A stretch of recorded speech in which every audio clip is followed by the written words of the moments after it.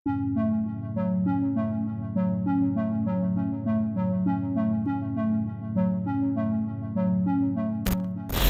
dua kapal perang Malaysia yang kini berada di perairan Bali, ya. Indonesia kini semakin diperhitungkan di kancah global, baik dari segi ekonomi maupun militer. Dengan pertumbuhan ekonomi yang pesat, masuknya Indonesia ke dalam BRICS, serta peluncuran Danantara, banyak negara mulai memberi perhatian lebih. Di sisi militer, Indonesia turut menjadi rebutan bagi pihak Barat dan Timur.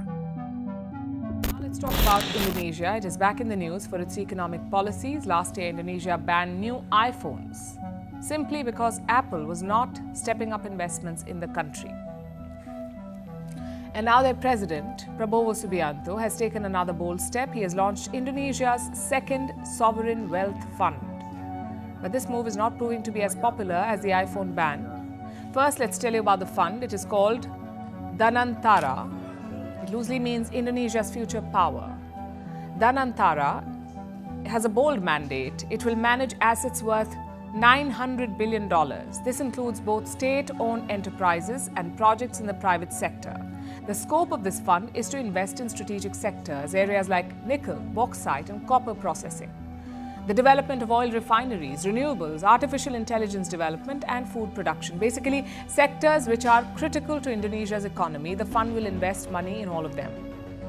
President Subianto says the fund is an instrument for national development. My administration secured over $20 billion in savings, funds that were once trapped in inefficiency, corruption, misallocation, but will now be channeled into 20 high-impact national projects, creating real long-term benefits for our people. This is a new initiative, unprecedented in our history.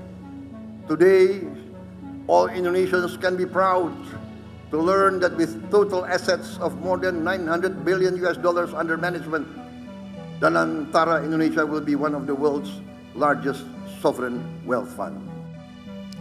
Subianto is aiming high. Indonesia's economy is growing at 5% today. He wants to raise this to 8%. The president wants Indonesia to become a developed nation by 2045. He calls his economic vision Golden Indonesia. And this is going to take some bold moves. By banning iPhones, Subianto has shown that he has the appetite for taking tough decisions. Look at how Indonesia is developing. 600 million people. Where can we get away from that? Nowhere. We just have to assume that Indonesia will enter, it is already in, the club of the world's leading economies, no matter who likes it or dislikes it. Yes, we understand and are aware that in the United States, despite all the economic problems, the situation is still normal, with the economy growing decently. The GDP is growing by 2.5%, if I'm not mistaken. But if we want to ensure the future, then we need to change our approach to what is changing. Laut Cina Selatan selamat, terkawal dan terbuka. Tak faham. Selamatkah Laut Cina Selatan sekarang? Terkawal ke teman tidak? Apa maksud terbuka? Terbuka yang saya tahu ini laluan tanpa di anchor south. Tapi apakah benda ini berlaku?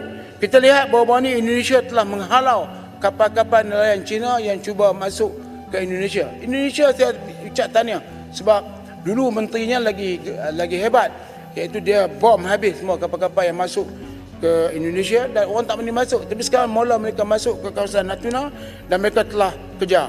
Kononnya akan ada perang antara Indonesia dengan Malaysia.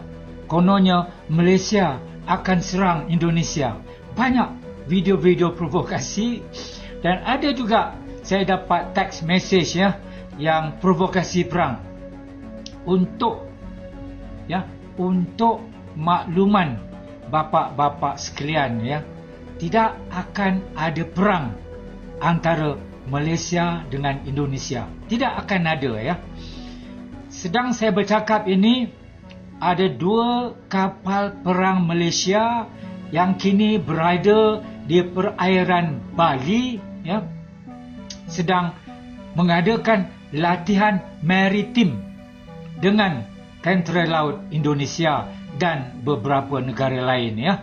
Kerjasama antara kedua-dua negara bagi mengawal maritim di kawasan kedua-dua negara, ya. The South China Sea is a crucible for the growing rivalry between China and the United States. China claims almost the entire area and continues to build military bases on disputed islands. The U.S. sends its warships through the waters, insisting on freedom of navigation. With tensions rising and the Trump administration withdrawing from multilateral commitments, Indonesia is stepping up its own defense. Jakarta is staging a major series of naval drills involving 38 countries. The exercises are centered around the island of Bali. This is Indonesian soft power in full swing. While the Trump administration pulls back from multilateralism, Indonesia is embracing it. No fewer than 38 nations were invited to the so-called Multilateral Naval Exercise Komodo, including rival naval forces like China, Russia, and the United States. The focus of the week-long event in Bali, maritime security and humanitarian assistance, but also thorny issues like the disputed South China Sea.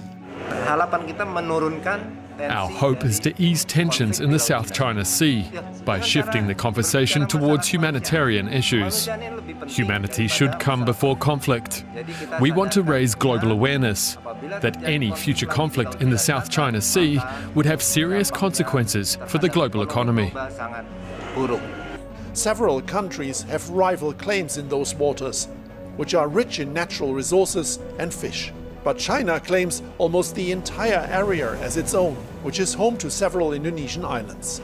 No surprise then that Indonesia's new government has made higher defense spending and the modernization of its military top priorities.